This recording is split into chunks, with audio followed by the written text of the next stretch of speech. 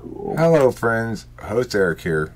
Host talking to famous people, and tonight I have with me an ISFP, somebody that you're not going to encounter very often, who wants necessarily to be interviewed and who is knowledgeable about cognitive functions. A lot of ISPs aren't going to do this. This is Charles.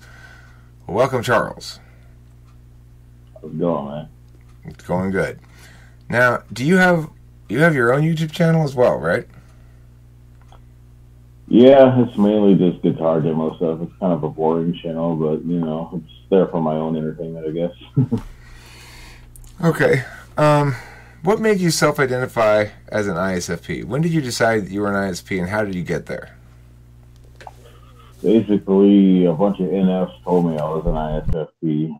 I couldn't really argue with them because they came at me. They were nice about it, but they all came at me in a group I'm in on Facebook, and they basically said, "You're not an NF, you're an ISFP." And I'm like, I guess that would make sense. And I've read the description and the stuff I'm into, and I'm like, huh, I guess that would be a thing because we don't really discover our type on our own most of the time because it's too subjective.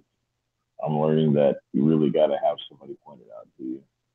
So I thought I was an INFP for a while because I love a lot of fantasy stuff.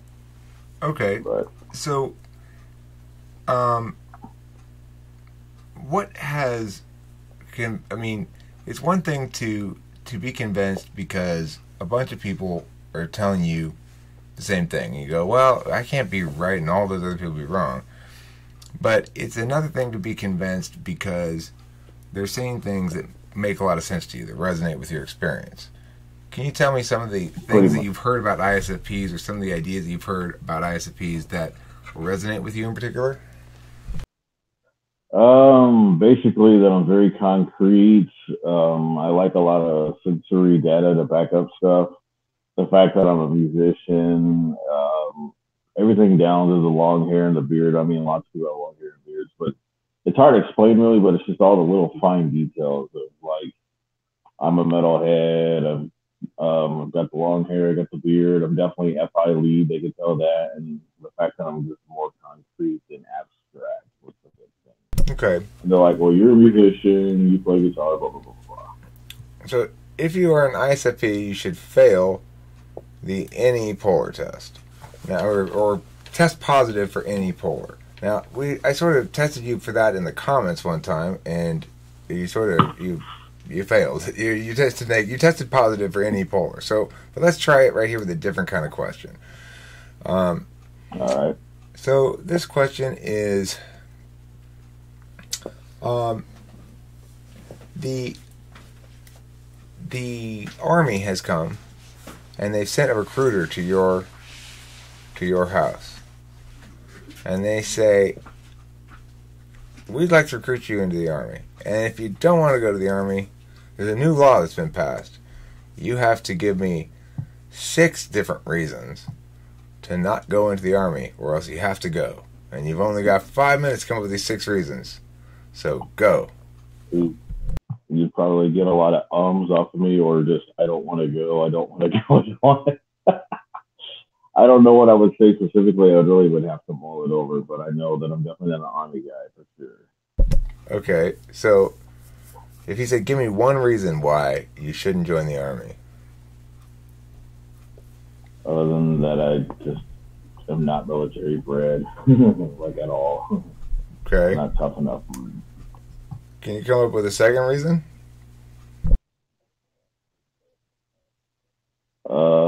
Other than I just don't want to go. That's about the only reason would be I just don't want to do it. I know me too well. I just couldn't handle it. Okay, so Uh, that was 2 different reasons, sort of. Now, if I wanted to really press hard on the any polar test, I think it could be made a little bit more obvious to everybody that there really is a lack of capacity to generate random possibilities. It may and probably does seem fairly insignificant a thing to not get to you, or you don't quite see the value of coming up with random shit anyway. Perhaps, I don't know. What's your feelings on extroverted intuition as you understand it from somebody who's that's your blind spot? I know that I appreciate it in people because I like it so much. Like I'm writing a book, but my book is very linear. And when I run out of an idea, I will actually ask an extroverted intuitive, help me with this because I don't know where to go and it's too black and white and it's too narrow. And like anybody within E in the first, second, third, or fourth slot seems to be a help I've noticed when I'm like, because I'm writing this novel and I will literally like get stuck. I'll be like, man, I need some kind of lore that makes these things make sense. Otherwise, I can't piece it together. So I will seek after people who use extroverted intuition. They'll be like, you're good with ideas. What the hell am I supposed to do here? Because I don't fucking know.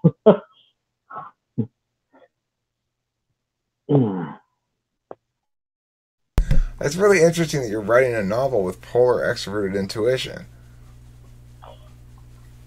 Yeah, because I literally have to pull from real life stuff I've gone through, and like almost all the characters are based on people I know in real life.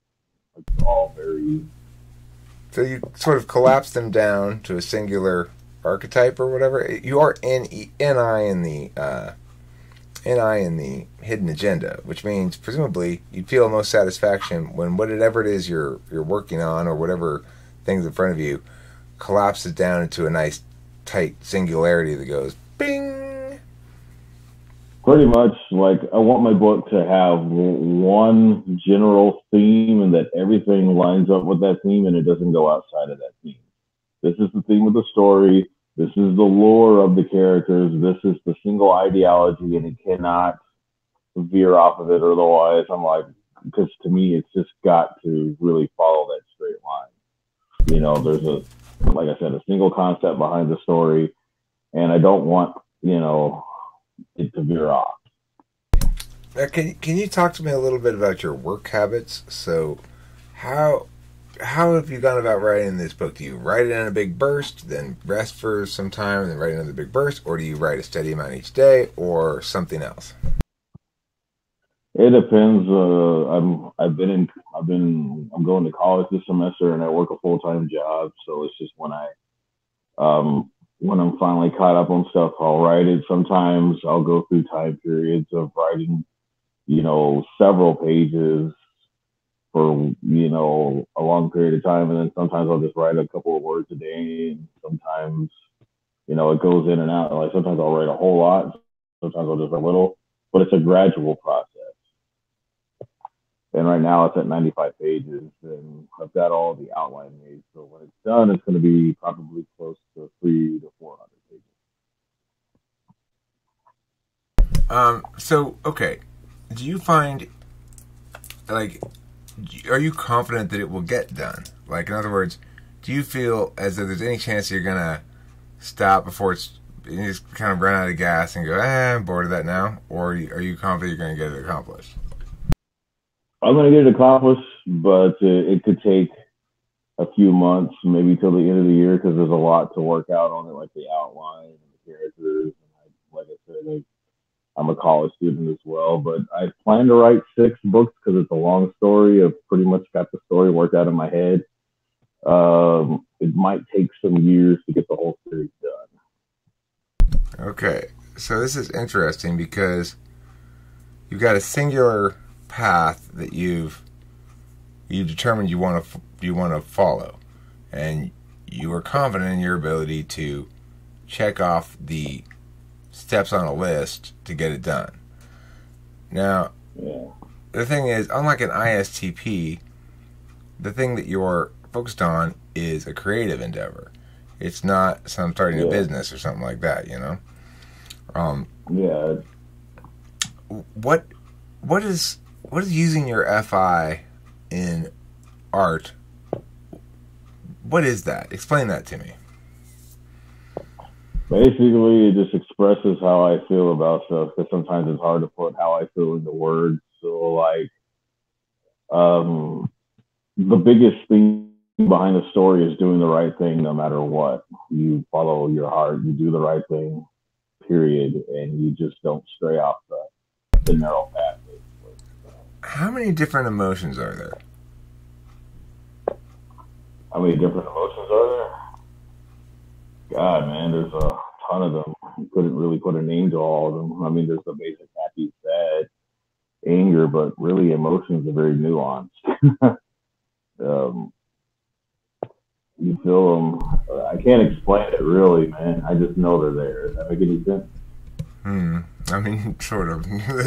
It's bipolar, you know. It's like it makes as much sense to me as extroverted intuition makes to you, you know. Yeah, I think Amy's cool in people, but I don't know how to pick up on it. Let's put it that way. Right.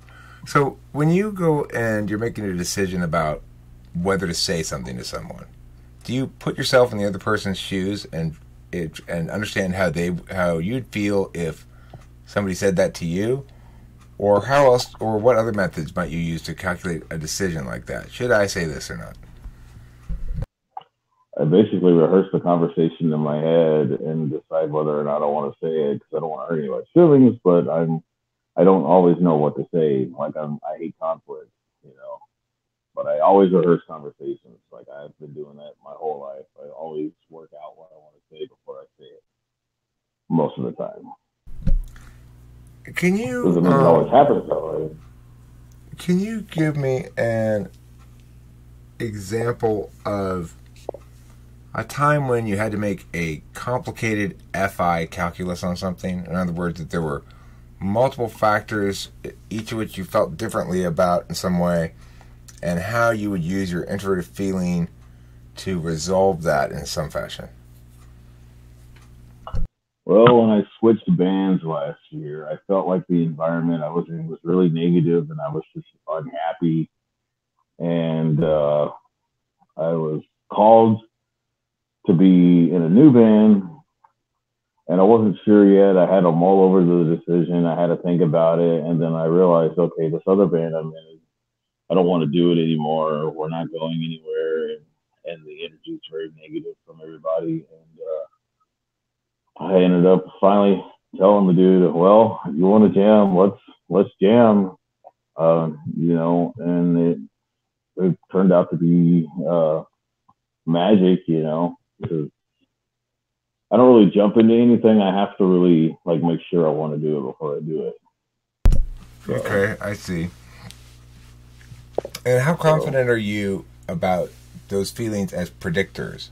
So, for example, can you tell when you're making a calculation like that, which, okay, I'm going to go with these new people, can you accurately predict how you're going to feel about being in that new band a month from now? well, the guy that was inviting me, he's an old friend from a long time ago. I mean, this happened a year ago. This story I'm telling you. He's an old friend, so I already knew who he was. I knew that I was going to like the people better than where I was at because I don't feel so judged. Like I've been, you know, through some stuff over the years, and I don't like feeling judged. I just want to be completely accepted for who I am because I am me, and what you see is what you get, kind of deal. You In what way know, did they judge you?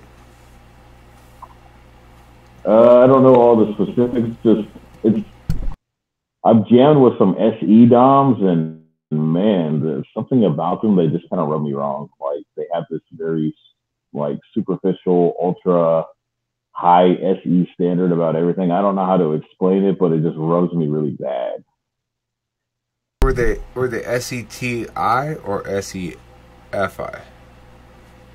I think it's wrong, but it was just like I've gone through stuff where it's like, oh, you know, they'll send me pictures. You know, it's like my guitars. I'll be told that my guitars aren't real guitars because they're not as high quality as you know an ESFP would approve of. I guess I don't know, and I'm like, dude, I'm struggling to survive. I have what I have.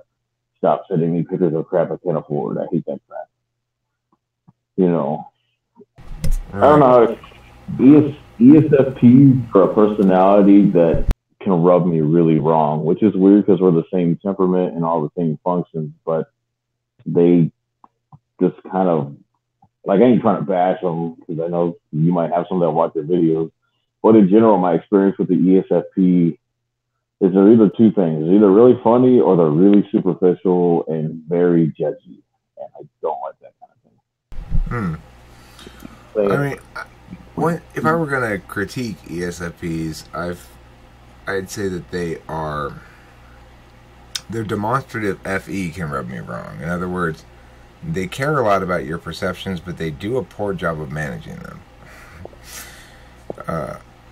But regardless, there's plenty of ESFPs out there who are very likable and who achieve great and interesting things in life, because the thing that they have at their disposal is the power of conviction as a tool function. You know, they can feel their conviction about something as a way of dealing with things. Now, I'm not quite sure how that works, but with SE Dom, they're doing first and then doing it with conviction second. So it's kind of, they can kind of jump the gun a little bit, you know. Yeah, I've seen that, and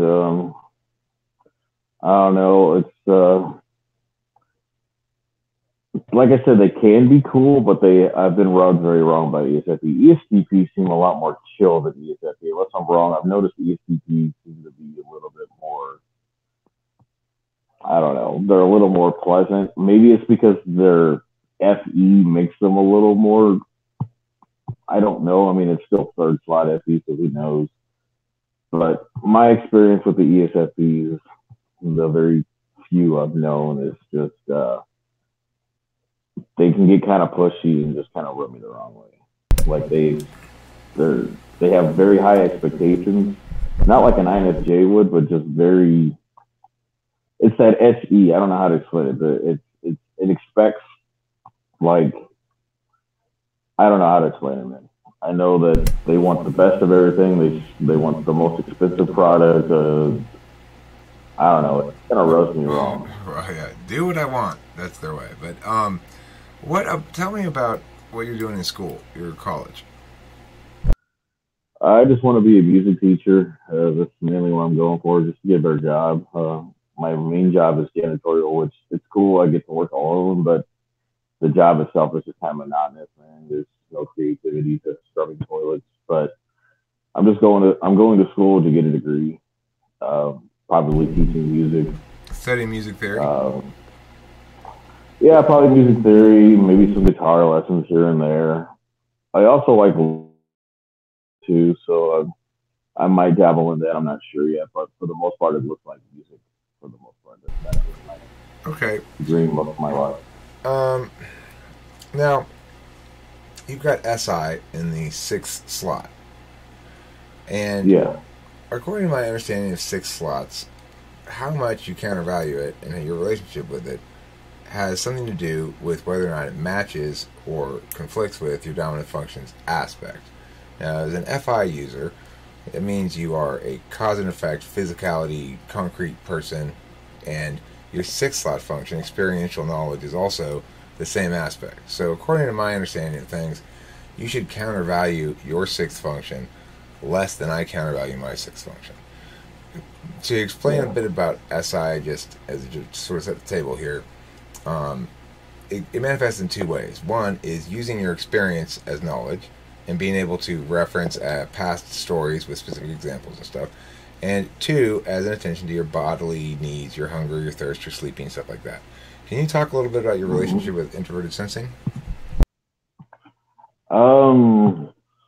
I learned a lot from my introverted sensing. Like you said, it's a knowledge or a wisdom function. Like, basically, I've heard it called SI critic, which I also think is a very appropriate title for it. It basically, it can show up as either regretting something you've done, or it could also show up as remember that thing, don't do that thing. It also, I guess, is SI when you know when you're hungry, you know when you're thirsty, etc., etc. And for you, I would expect that aspect of things to be automatic and largely unconscious. In other words, non-willful in any sense. That it doesn't take, you don't direct will to the eating and sleeping part. You probably only are demonstrative in it, really, which is to say, doing it in a sort of willful way when you are using it for the knowledge end of things, I would suspect. Yeah, I mean, I definitely eat my 2 to 3 meals a day. I definitely, I don't starve. I I never starve. I definitely, if I'm thirsty, I get something to drink. If just normal stuff. If I'm hungry, I eat. If I'm thirsty, I drink. I'm tired, I go to sleep, etc. That's six slot SI So, right there. But what are you even talking about this for? That's not the sort of thing one puts any attention towards. um, let me ask you this: what does it mean for you to cut loose? You're going out. It's Saturday night, and you just got paid, and so you've been listening to some tunes, got you hyped up. It's 7:30 p.m. What are you gonna go do? It depends. Sometimes a party is just hanging out with one friend, eating somewhere, or watching YouTube videos with a friend. Or sometimes I'll go to karaoke actually, but only if I'm actually comfortable. Meaning, like, I don't like being around a lot of people, but if I'm with a close friend, it's not as bad because then I don't have to focus on the fact that there's a lot of freaking people around me. So I guess you're asking, what do I think is a good time? Is that what your question is? Basically, honestly, just relaxing. Do you get drunk? Basically, just oh hell no. I maybe twice a year, man. I'm very like, I just don't like alcohol. I'm weird. When you I'm do, not a druggie. do you get very much more extroverted when you drink? It depends on what the drink is. Sometimes I can get very extroverted and just start ranting about shit. Other times the drink will make me super introverted and even quieter. It depends on what I'm drinking, or but there's been one time I did get drunk on my birthday a couple years back, and I was ranting about, I don't even know what the fuck I was ranting about. I was ranting about some shit. You were whatting? What's the verb you're using there? Ranting. Oh, ranting. Okay, gotcha. Okay. So then let's talk a little bit about your 8 slot function, which is TI. So you've seen some of my videos probably where I ask some of those TI questions. How do you interact with those questions? I could answer them, but I pause for a second just to catch everything they're saying, and I'm like, "Oh, he's asking a trick question about who is your brother." Right.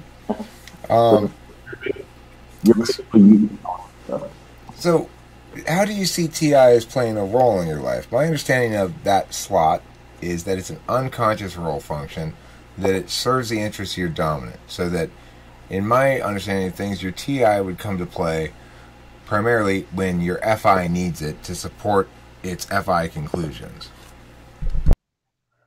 I like understanding how it actually works. Like if I'm studying a personality type or whatever it is, I want to know, how does this actually work? Or if I have an interest in, like, I love guitar gear. So my friend Chris, who's my drummer, I think he's ISFP. I can't quite tell. He's very emotional, but I still think it's inferior.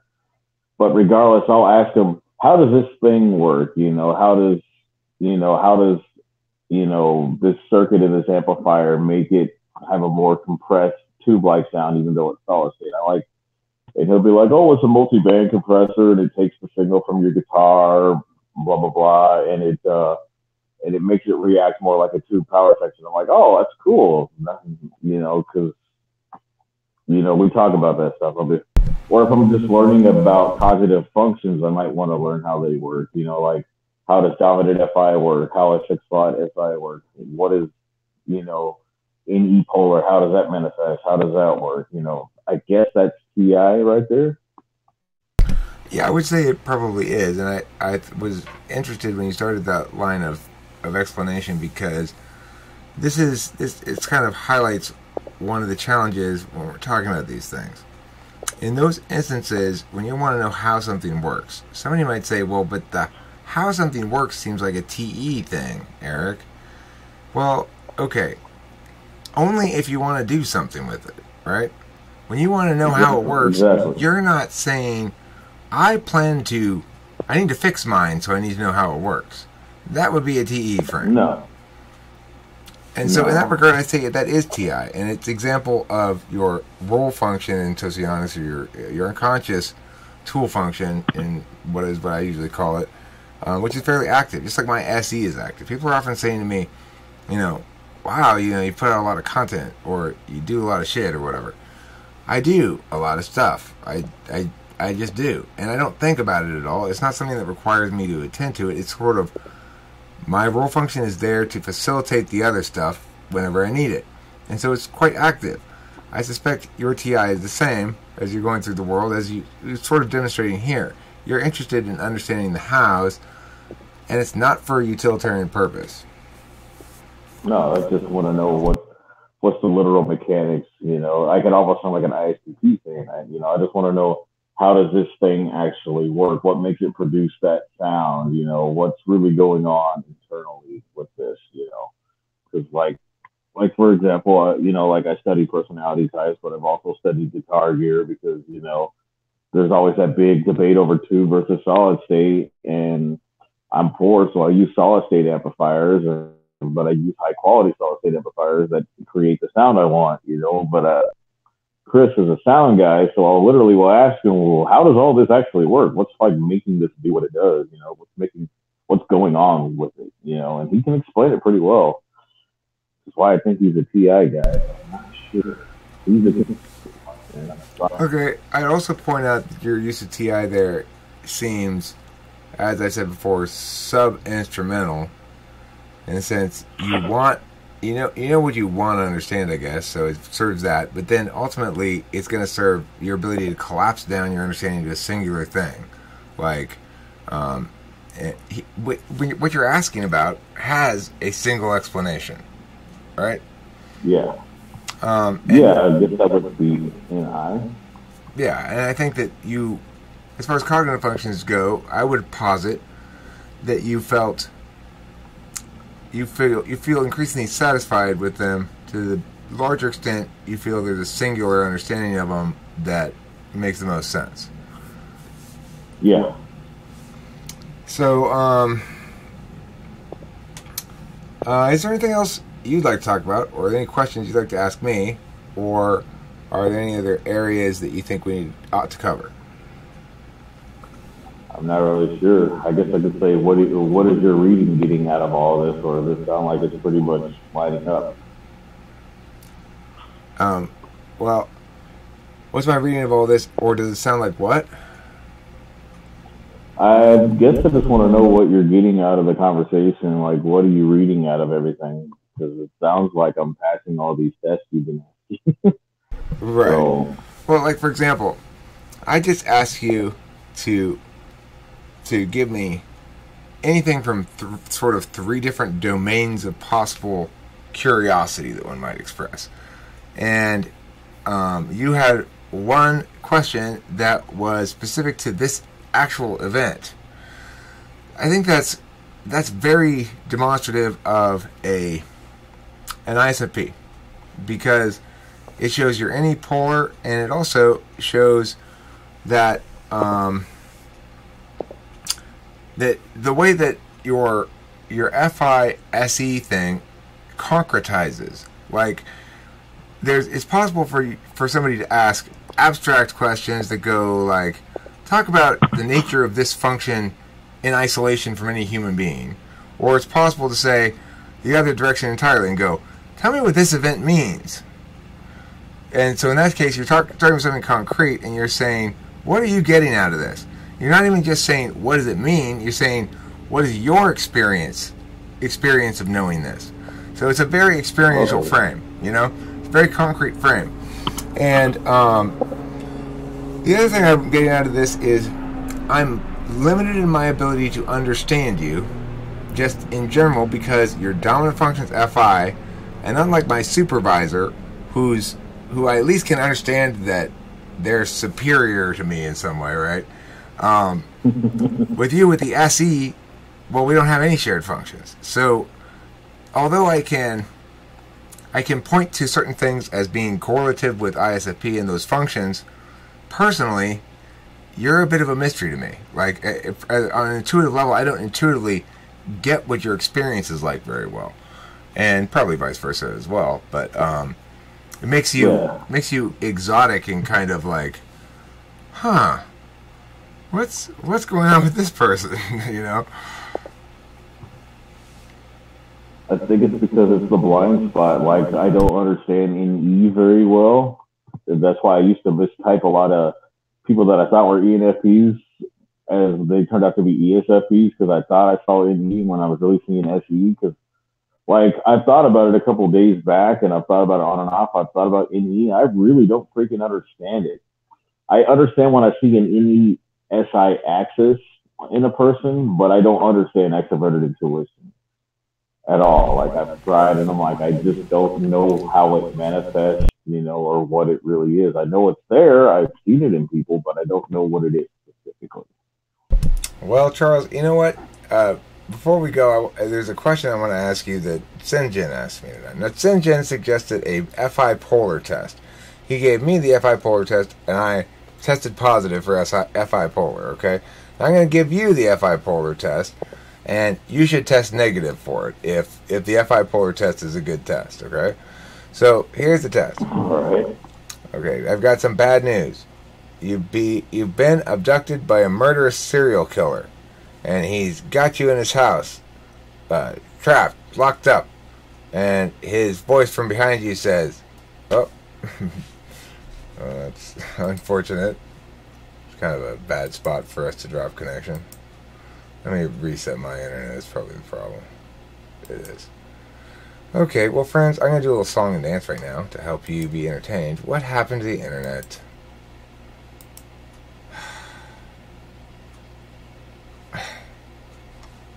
What the hell? Kimmy? Did Kim do something? Alright, well, I guess I'm going to have to end this video. We don't get to find out. You probably want to know what the rest of the FI polar test is, though, huh? So the FI polar test, the rest of the question is, the murderous serial killer who's got you locked in his house or whatever, you hear his voice from behind you, dark, menacing, saying, "Choose a pill." And there's 2 pills in front of you, one left. One is named Extreme Sadness, and the other one's named Extreme Fear. Which pill do you take and why? I will explain the answer to this question in an upcoming video. But for now, since I have no internet, good night, everybody. Sleep well, and don't forget to give yourself the FI polar test.